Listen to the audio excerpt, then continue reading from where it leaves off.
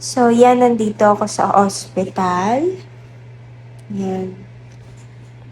Nagpa-confine na ako kasi everyday nilalagnat ako and sumasakit yung ulo ko, as in severe yung sakit ng ulo, ganon. Tapos, inuubo na rin ako. More than 2 weeks na yata akong ganito, yung ubo, last 2 days lang, and then yung pagsakit ng ulo, yung paglalagnat, pabalik-balik is more than 2 weeks na actually. Simula ng birthday ko. Before nung birthday ko, may sintomas na ako na ganun din. Pero I consider it nung birthday ko talaga kasi yun yung pinaka hindi ko kinaya. Ganun siya. So, ayun. So, nandito ako sa ospital, sa ACE Medical Center. Tama ba? Sa ACE Medical Center tama, dito sa may Sariaya. At i-share ko lang sa inyo yung naging process nung pag-admit ko dito. So,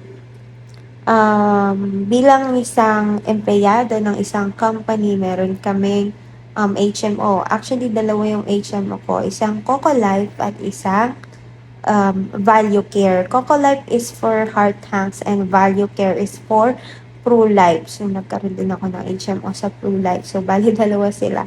Pero, nung nagpa-admit ako, ang ginamit ko is yung Coco Life. Wala lang. Gusto ko lang siya gamitin.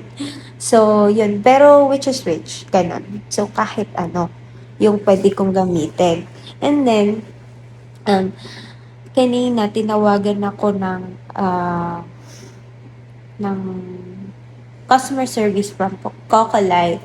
And ito yung explanation niya regarding my HMO. And I hope na makatulong din sa inyo na in the future na talagang dapat kahit may life insurance ka na, meron ka ng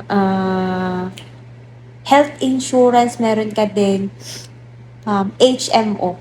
Ganon. Kahit may life insurance ka na, may health insurance ka na, may accidental insurance ka na, meron ka pa rin dapat HMO kasi if ever na ma-accident, if ever na ma-hospital ka, like any hospitalization, yung HMO agad, yung card agad ang hahanapin sa'yo if ever na ganun. Yung pagkaka-admit ko dito, almost 100% na wala akong babayaran. Pero, yung sa HMO ko kasi, is semi-private siya. So, semi-private lang yung room ng HMO ko. And then, ang pinili ko is yung private room kasi para may security din. Tapos, makatulog ako ng maayos, yung ako lang. Tapos, hindi ako makakaabala ng ibang tao. And, kumbaga walang maraming pasok ng pasok sa loob ng room ko. So, mag-isa lang tayo dito. Ayan. So, ayan, mag-isa lang. So, yun. So, private room. Pero nung inadmit ako dito, nasa suite room ako. Naglipat lang ako sa private room kasi napakamahal ng suite room. So, yun. Pinagkaiba lang naman nila, may ref doon. So, yun lang. Yun lang, I think, pinagkaiba. Tapos, may heater doon sa suite room. Tapos, yung sa, sa bowl nila is hindi bidet, yung lang, yung parang sprinkle, yung diretso sa pet, yung tubig, panghugas, ganon. So, yun lang yung nakita kong kakaiba. And sa lawak naman, almost the same lang din. Tapos may mga cabinet din. So, yun, mas pinili ko dito sa suite room kasi mas affordable siya. Ay, sa private room, ito 2,700 per day lang. Tapos, dun sa suite room, 4,590. Diba? Mahal. So, nandito ako. Pero semi-private lang yung nasa HMO ko. Pero mas pinili ko dito. Kasi isa pa is, ang finding sa akin ng doctor is, meron akong pneumonia. And, aside from that, may migraine ako. So, kung may pneumonia ako, dapat ma-isolate ako. So, tama lang na nasa private room ako. And then, so ito na nga yung paliwanag ng customer service from Coco Life. So, yun yung ginamit ko, HMO, diba? So, ang paliwanag niya is if ever na lumabas sa x-ray ko na meron talaga akong pneumonia, dahil ang initial findings nga ng doktor ay meron akong pneumonia and migraine,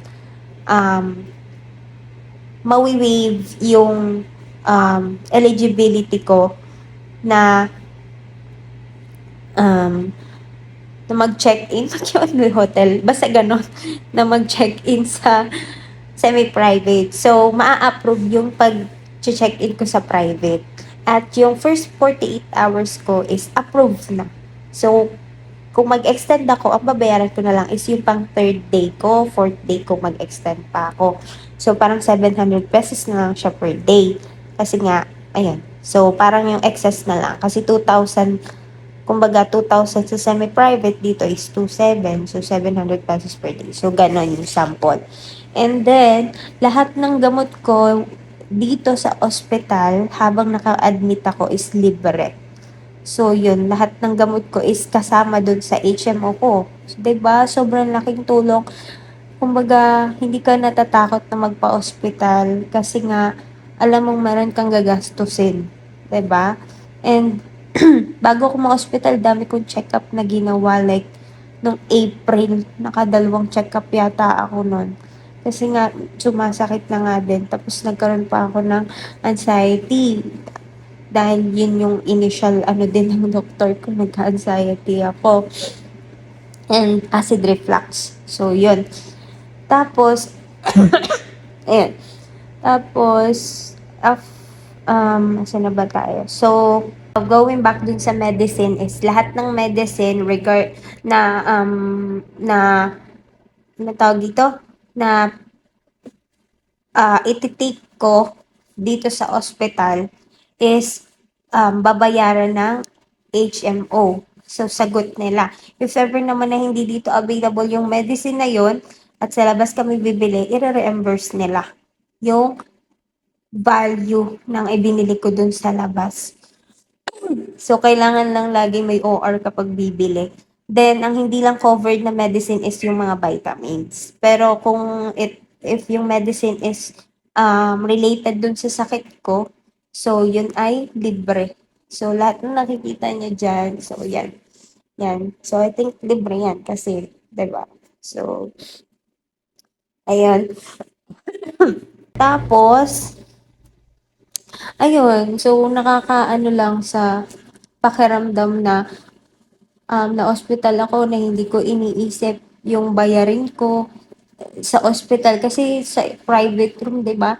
Tapos sa private hospital, hindi naman gano'n talaga kamura yung iyong babayaran, 'di ba? Tapos ayun, sobrang laking tulong lang niya. And then, since may PhilHealth nga din ako, so ang mangyayari is, yung PhilHealth muna, yung unang magkakaltas dun sa total bill ko, and then after that is yung HMO ko na yung lahat mag-shoulder. So, ang hindi lang maka-cover ng HMO is yung, of course, miscellaneous. And if ever nga na hindi ako, kapag nga yung lumabas sa x-ray ko is hindi ako, wala akong pneumonia kasi hinintay pa rin yung result ng lab test, is yung ika-third day ko dito sa ospital, tumagal pa ako ng 3 days or more than that, is ang babayaran ko lang is yung excess no nung room ko, which is yung more likely mga 700 pesos per day. So, yun lang yung babayaran ko. And then, pag kada visit daw ng doctor is parang ang excess naman sa private room is 100 pesos yung kada visit niya. Pero kung sa semi-private naman yung pinili ko, as in zero talaga, wala talaga akong babayaran as in. So, yun. Pero mas pinili ko sa private room para, alam mo yun, mas makapag-relax ako, ganyan. Ayun lang. So, i-share ko lang sa inyo na sobrang importante talaga na meron din tayong HMO. So, hindi lang insurance, hindi lang pang-accidental insurance, mga ganyan ang pinakamahalaga din talaga is meron tayong HMO. Dahil ito yung unang-una nating, kumbaga, pag pumunta tayo ng ospital, ito yung hahanapin agad sa inyo. May insurance ka ba, ma'am? So, yun. Yun yung HMO na tinatawag na magagamit mo talaga sa ospital once na-admit ka. Ganun siya. Okay, so ayun, share ko lang guys.